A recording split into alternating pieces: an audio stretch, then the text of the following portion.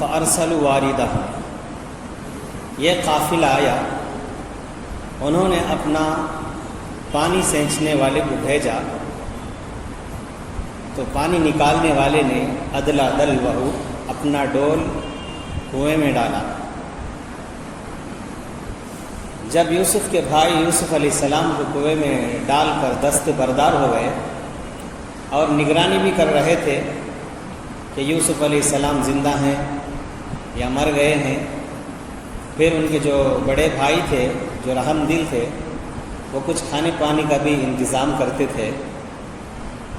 تقریباً کتابوں میں لکھا کہ 3 دن حضرت یوسف علیہ السلام کنویں کی تاریکی میں موجود رہے۔ ادھر اللہ تعالیٰ کا ایک نظام چل پڑا کہ یہ قافلہ جو مدین سے ملک مصر جا رہا تھا وہ راستہ بھٹک گیا، راستہ بھول کر اس کنویں کے قریب آ پہنچا جہاں یوسف علیہ السلام موجود تھے۔ اس نے کنویں کے قریب اپنا خیمہ لگایا، پھر اپنے ایک آدمی کو پانی نکالنے کے لیے کنویں پر بھیجا۔ کتابوں میں لکھا کہ وہ کنواں کھارا پانی کا تھا، حضرت یوسف علیہ السلام کی برکت سے وہ کنواں میٹھا پانی کا ہو گیا۔ جب پانی سینچنے والے نے ڈول ڈالا تو ڈول کنویں کے اندر پہنچا۔ حضرت یوسف علیہ السلام سمجھ گئے کہ ایک اللہ کی طرف سے مدد آ گئی ہے، اس لیے اس کنویں پر وہ بیٹھ گئے۔ جب ڈول وزنی ہو گیا تو اوپر سے پانی کھینچنے والا سینچنے والا سمجھ گیا کہ ڈول پانی سے بھر گیا ہے، اس نے زور لگا کر کے ڈول کو کھینچنا شروع کر دیا، مگر حیران تھا کہ ڈول اتنا وزنی ہے کہ پانی اتنا وزنی ہو سکتا ہے۔ ظاہر بات ہے کہ ایک ڈول سے بڑھ کر حضرت یوسف علیہ السلام کا وزن زیادہ ہی ہوگا، بالغرض اس نے زور لگا کر کے ڈول کو کھینچا۔ جب حضرت یوسف علیہ السلام ظاہر ہوئے تو اس کی آنکھیں چندھیا گئی کہ ایک نور، اتنا خوبصورت نور کا پیکر مجسم اس میں بیٹھا ہوا ہے، تو ان کی خوبصورت دیکھ کر بے ساختہ زبان سے جملہ نکل پڑا، یا بشرا ھذا غلام، سبحان اللہ، کیا ہی خوشی کی بات ہے، یہ خوبصورت بچہ نکل آیا ہے۔ کتابوں میں لکھا کہ وہ مالک بن دعبر خزائی تھا، ڈول ڈالنے والا۔ اس نے حضرت یوسف علیہ السلام کے حسن کو دیکھا، بڑا رشک آیا اسے، اور فوراً حضرت یوسف علیہ السلام کو باہر نکالا، اپنے ساتھیوں کو مژدہ سنایا کہ ایک خوبصورت بچہ نکل آیا ہے۔ تو اللہ تعالیٰ فرماتے ہیں وَأَسَرُّوهُ بِضَاعَةً، ان لوگوں نے حضرت یوسف کو سامان تجارت سمجھ کر کے اسے اپنے سامان میں چھپا لیا۔ لوگوں کی نظر میں یہ ایک اتفاقی واقعہ ہے کہ شامی قافلہ ملک مصر جا رہا تھا، راستہ بھٹک گیا اور پھر غیر آباد جنگل کی طرف آ نکلا، جہاں یہ کنواں موجود ہے وہاں اتفاقاً ڈیرا ڈالا، خیمہ لگایا، اور پھر اپنے آدمی کو پانی لانے کے لیے بھیجا۔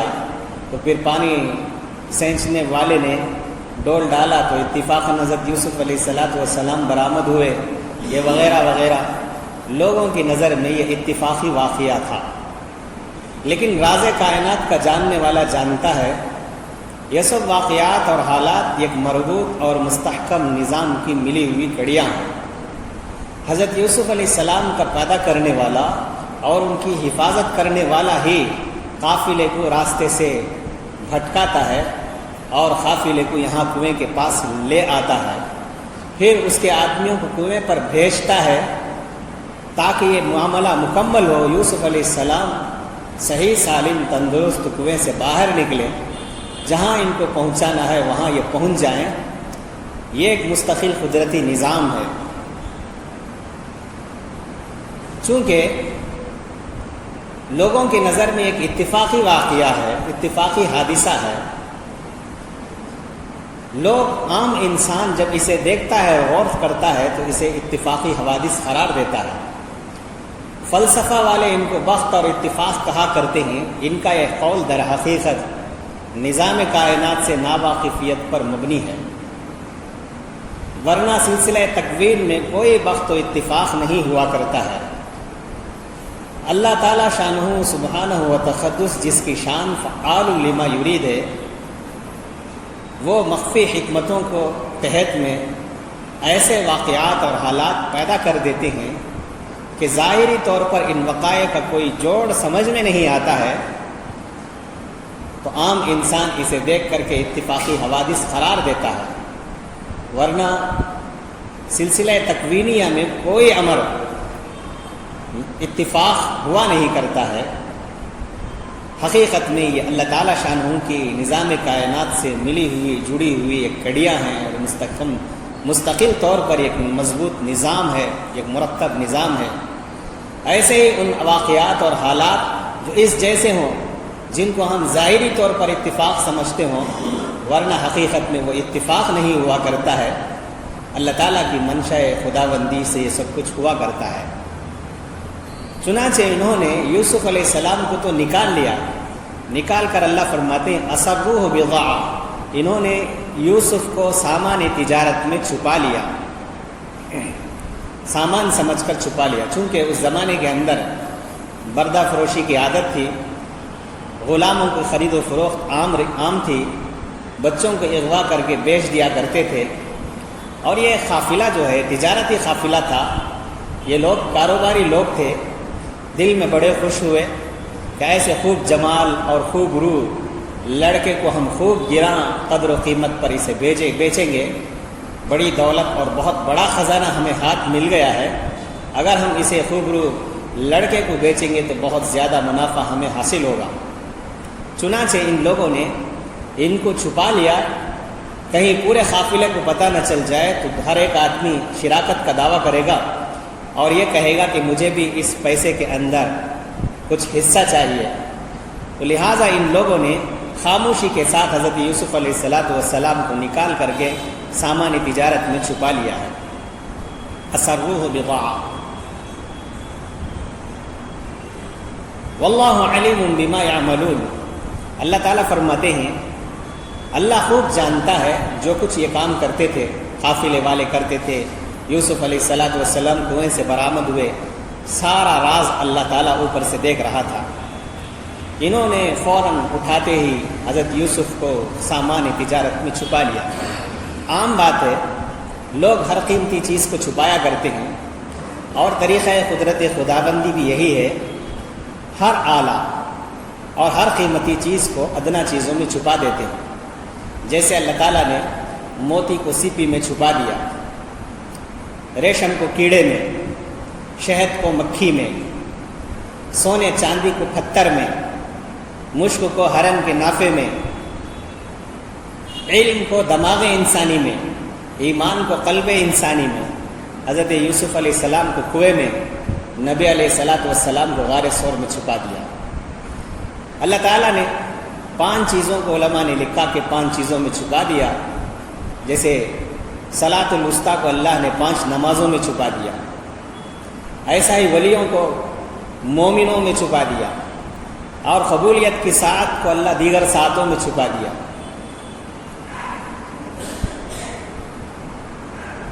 اور اسم اعظم کو اللہ نے اسماء حسنہ میں چھپا دیا. شب قدر کو اللہ تعالیٰ نے راتوں میں چھپا دیا. جو عقل والے ہوتے ہیں وہ اندر کو دیکھتے ہیں تو ان کی قدردانی ہوتی ہے، تو وہ قدردانی کرتے ہیں.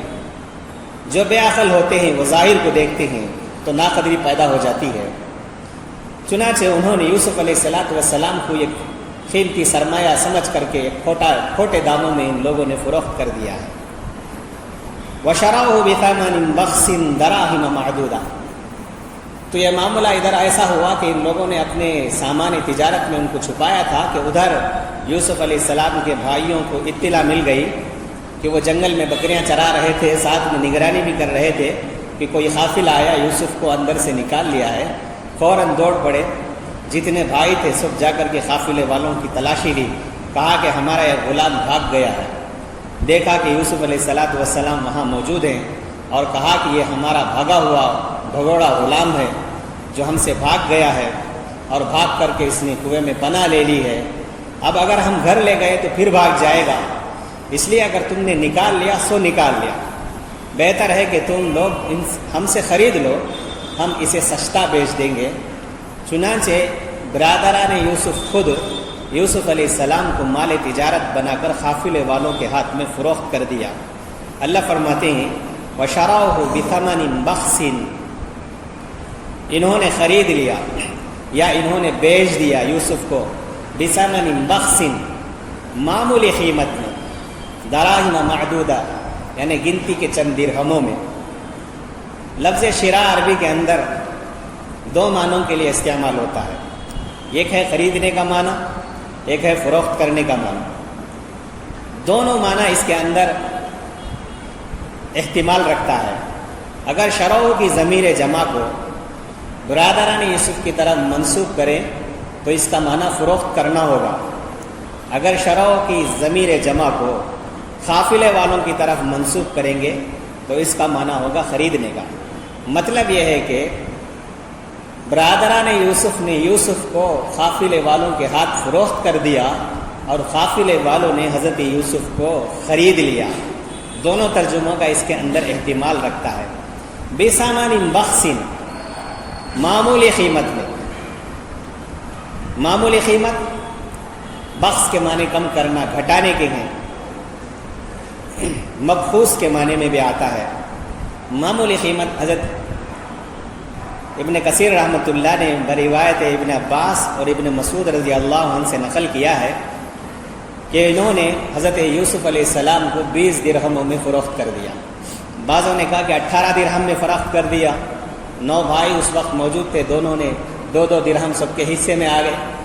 اور ایک بھائی یوسف کے جو سگے بھائی تھے وہ باپ کی خدمت میں موجود تھے، یہاں شریک نہیں تھے.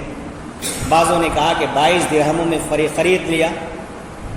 وَكَانُوا فِيهِ مِنَ الزَّاهِدِينَ، وہ یوسف علیہ السلام کے بارے میں کوئی دلچسپی نہیں رکھتے تھے، اس لیے کم داموں میں انہوں نے فروخت کر دیا ہے. یعنی اس کا مطلب یہ ہے یہ یوسف کو چھوڑنا چاہتے تھے، کوئی خرید و فروخت کا معاملہ مستقل طور پر کرنا نہیں چاہتے تھے. انہوں خرید و فروخت کے معاملے میں کوئی انشراح و انبساط ان کے دلوں میں موجود نہیں تھا. دنانیر و دراہم کو سامنے رکھ کر ان لوگوں نے کوئی بیع و شراء نہیں کی. بس اتنا چاہتے تھے کہ یوسف علیہ السلام کسی طرح سے اپنے والد ماجد سے جدا ہو جائے اور اس سرزمین سے بہت دور چلے جائیں. اس لیے انہوں نے یوسف کے خرید و فروخت کے معاملے میں بے رغبتی کی. تو بے رغبتی کے نتیجے میں ان لوگوں نے کم درہموں میں فروخت کر دیا اور بیچ دیا. بِثَمَنٍ بَخْسٍ، لیکن جس طرح حضرت یوسف کی قیمت لگانی چاہیے تھی اس طرح سے انہوں نے قیمت نہیں لگائی. حالانکہ آزاد کی بیع شراء ناجائز ہے، مگر پھر بھی اگر انہوں نے سامان تجارت بنا ہی لیا ہے تو بیچنا ہی چاہتے ہیں تو یہ حضرت یوسف کی کوئی کیا قیمت لگا سکتے ہیں، زیادہ لگانی چاہیے. مگر انہوں نے زیادہ قیمت کے بجائے کم قیمت لگائی ہے. اللہ تعالیٰ اس کو نقل فرماتے ہیں بِثَمَنٍ بَخْسٍ، کہ بہت گھٹیا قیمت پر انہوں نے یوسف علیہ السلام کو فروخت کر دیا ہے. ابن عباس رضی اللہ عنہ فرماتے ہیں بخس کا معنی حرام سے کرتے ہیں. بِثَمَنٍ بَخْسٍ یعنی حرام قیمت پر فروخت کر دیا. چونکہ ایک آزاد آدمی کو غلام بنا کر کے بیچنا یہ ناجائز ہے اور حرام ذریعے سے ملنے والی آمدنی بھی ناجائز ہوگی، اس لیے انہوں نے بخس کا ترجمہ بِثَمَنٍ حرام کہ حرام قیمت پر انہوں نے ان کو فروخت کر دیا. دراہم معدودہ یعنی گنتی کے چند درہموں میں. دراہم درہم کی جمع ہے. درہم چاندی کے چھوٹے سکے کو کہتے ہیں. اگر وہ سکہ سونے کا ہو تو اسے ہم دینار کہیں گے. چاندی کا اگر چھوٹا سا سکہ ہے تو اسے درہم کہیں گے. آج کل کے حساب سے ایک درہم 3 گرام 61 ملی گرام 8 مائکرو ملی گرام چاندی کے برابر ہوتا ہے. تو 3 گرام چاندی کی وزن کے برابر یہ درہم ہوا کرتا تھا. انہوں نے دراہم پر جو گنے جاتے ہیں اس پر انہوں نے فروخت کر دیا. تو لفظ دراہم سے ہمیں یہ بات معلوم ہوتی ہے اس زمانے میں سکوں کا رواج چالو ہو چکا تھا. یوسف علیہ السلام کے بھائی نے درہموں پر بے و شراء کے معاملے کی تکمیل کی ہے، تو معلوم یہ ہوا کہ درہم وجود میں آ چکا ہے، بے و شراء اس وقت خرید و فروخت نقد سے ہونے لگا ہے، تو معلوم یہ ہوتا ہے کہ درہم اور سکے اس وقت چالو ہو چکے تھے، رائج ہو چکے تھے۔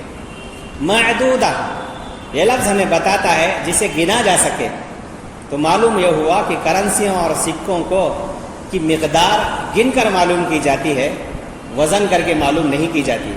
ہاں اس لیے فرمایا کہ گننے میں اہمیت حاصل ہوتی ہے، تو گن کر معلوم کی جاتی ہے، تو کرنسی اور سکوں کی مقدار گن کر معلوم کی جاتی ہے۔ اس لیے علماء نے لکھا کہ اگر اس میں وزن کے اعتبار سے اگر تھوڑا بہت فرق ہو جائے تو کوئی بڑا فرق نہیں پڑتا ہے، چونکہ گننے کو اہمیت حاصل ہوتی ہے تو گن کر کی جاتی ہے۔ ہاں اگر سونے کو سونے کے بدلے، چاندی کو چاندی کے بدلے میں اگر خرید و فروخت کا معاملہ کیا جا رہا ہے تو اس وقت گنا نہیں جائے گا بلکہ تولا جائے گا، وزن کیا جائے گا۔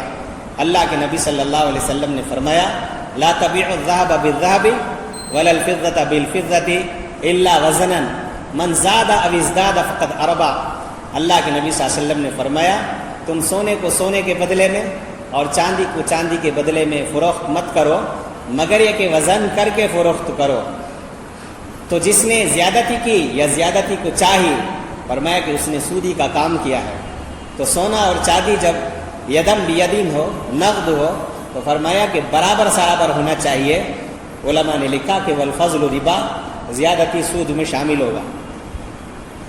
تو الغرض وکانوا فیہ من الزاہدین، یہ یوسف علیہ السلام کو چھوڑنا چاہتے تھے، کوئی دلچسپی ان کے اندر موجود نہیں تھی، اس لیے انہوں نے کم قیمت پر، معمولی قیمت پر بیچ دیا۔ اس سے علماء نے ایک مسئلہ مستنبط کیا ہے، اگر قیمتی چیز کو معمولی قیمت پر اگر فروخت کر دی جائے، خرید و فروخت کا معاملہ ہو تو بالکل درست ہے۔ اعلیٰ اور زیادہ قیمتی شے کو فرمایا کہ کم سے کم قیمت پر رکھ کر کے فروخت کرنا بھی بالکل درست ہے۔ اسی وجہ سے امام مالک رحمۃ اللہ علیہ نے فرمایا اگر کسی نے ایک درہ یعنی ایک بڑا قیمتی موتی کو 1 درہم کے عوض میں بیچ دیا، فروخت کر دیا، تو معاملہ بالکل درست اور جائز ہے، اور یہ خریدنے اور فروخت کرنے والے دونوں کے حق میں لازم ہو جائے گا۔ بعد میں اگر بیچنے والا یہ کہے مجھے پتہ نہیں تھا کہ یہ ایک درہ ہے، یہ بہت بڑا قیمتی موتی ہے، میں اس معاملے کو فسخ کرتا ہوں، تو اس کی بات کو مانی نہیں جائے گی، اس لیے کہ بے لازم ہو چکا ہے، اس لیے آپ فروخت نہیں کر سکتے ہیں۔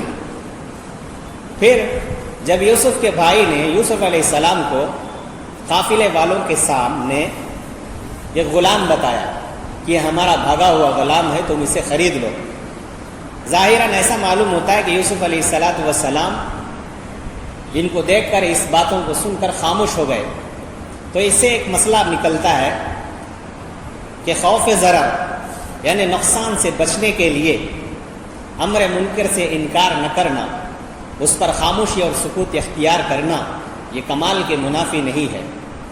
اس لیے کہ یوسف علیہ السلام نے اس وقت خاموشی اختیار کی، اور علماء کے نقصان سے بچنے کے لیے کوئی آدمی کسی جگہ پر خاموشی اختیار کرتا ہے تو یہ کمال کے منافی نہیں ہے۔